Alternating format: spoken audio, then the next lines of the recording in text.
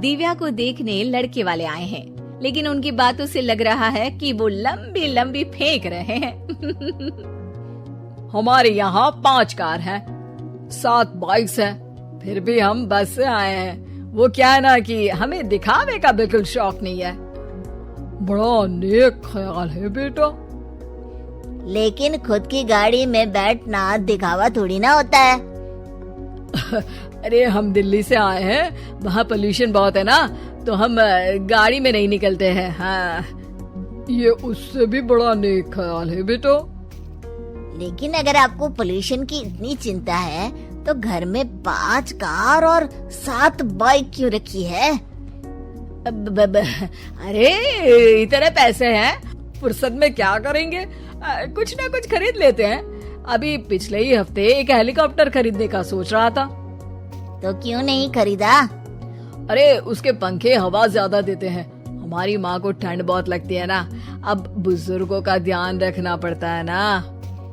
अरे वाह वाह, ये तो बहुत बड़ा ऊंचा और नेक ख्याल है। हम कैसे मान ले कि ये लोग झूठ नहीं बोल रहे हैं? अरे हमारा परिवार झूठ नहीं बोलता। दिल्ली शहर में किसी से भी पूछ लीजिएगा, हमारे बेटे का बड़े लोगों में उठना बैठना है। हाँ। अरे छोटो चुप रह, इतने बड़े लोग हैं, झूठ क्यों बोलेंगे? हमारी फैक्ट्री है, और ऐसी फैक्ट्री कि यहाँ ग्राहक आया, इधर सामान बनाया जल्दी जल्दी, और हम हर काम ना जल्दी करते हैं। हाँ वही तो, तब जल्दी जल्दी अपनी बेटी का हाथ हमारे बेटे के हाथ में दे दीजिए। दिव्या के पिताजी दिव्या के भाई छोटू की एक भी बात न मानते हुए दिव्या की शादी दिल्ली के इस फेंकू परिवार में करवा देते हैं।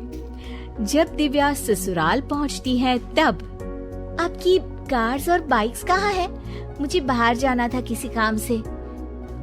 कार और बाइक्स? कौन सी कार और बाइक्स?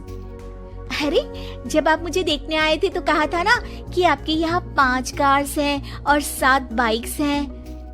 हाँ हाँ उस दिन थी, आज नहीं है। है?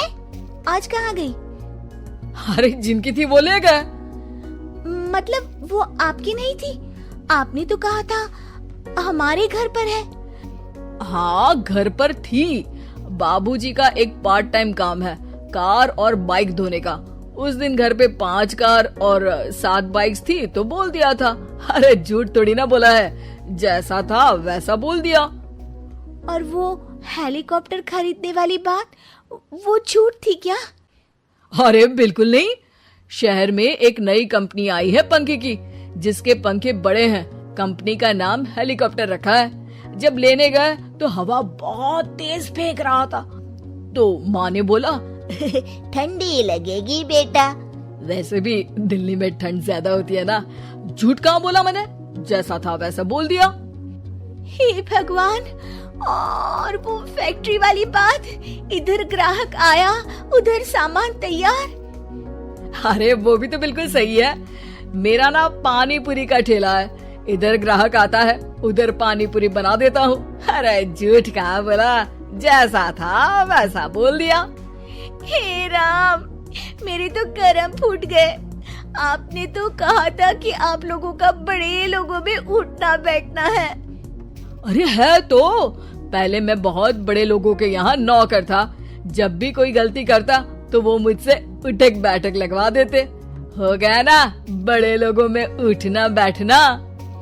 दिव्या अपने साथ हुए धोखे पर रोने लगती है और ठान लेती है कि वो ससुराल वालों को लाइन पर लाकर ही रहेगी और उनकी ये झूठ बोलने वाली आदत छुड़वा कर रहेगी। आप लोग खाने में क्या लेंगे? करेला खा लूंगा। अरे मुझे तो टिंडे खाने हैं। कद्दू खाऊंगा। अच्छी बात है, खाने के टेबल पर मिलते हैं। शाम को जब सब खाने के टेबल पर मिलते हैं तो सब देखते हैं कि टेबल पर प्लेट्स में एक पूरा और कच्चा कद्दू रखा है, कच्चा करेला रखा है और कच्चे टिंडे भी रखे हैं। बहू ये सब क्या है? ससुर जी के लिए करेले, आपके लिए टिंडे और श्रवण जी के लिए कद्दू। अरे वो तो दिख रहा है, लेकिन ये पकाया क्यों नहीं है? आप लोगों ने पकाने को तो नहीं कहा था, बस मैंने पूछा था क्या खाएंगे, तो आपने ये कहा था कि करेले, टिंडे और कद्दू खाने वाले हैं। ये क्या मजाक है दिव्या, तुम झूठ बोल रही हो। अरे मजाक कहा है, आपने कहा कद्दू खाएंगे तो खाइए, ऐसी थोड़ी ना कहा था कि पका हुआ खाएंगे। और वो आप क्या कहते हैं, जैसा था वैसा बोल दिया, झूठ कहाँ बोला मैंने। दिव्या की बात सुनकर, समझकर सब शर्मिंदा हो जाते हैं और उन्हें अपने किए और झूठ बोलने की आदत पर पछतावा होता है। दिव्या समझदारी दिखाते हुए उन्हें सच के रास्ते पर चलने और किसी से मजाक में भी झूठ ना बोलने की सीख देती है और उनके काम में मदद करके उनके काम को और बड़ा बनाने में मदद करने लग जाती है।